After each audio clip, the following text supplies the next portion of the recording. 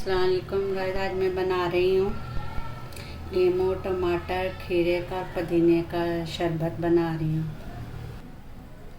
ये मैंने काट लिए, अब मैं बना रही हूँ इनका शरबत। नींबू हम बाद में डालेंगे। इसमें डाल रही हूँ मैं 1 गिलास पानी।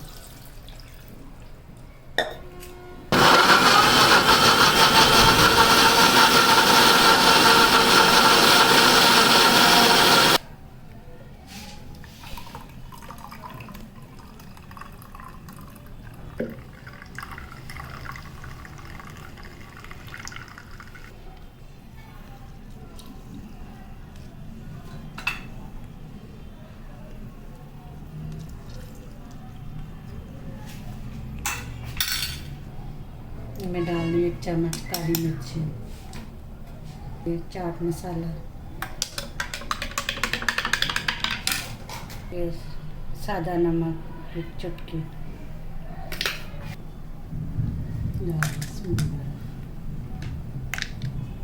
मज़ेदार सा शरबत तैयार।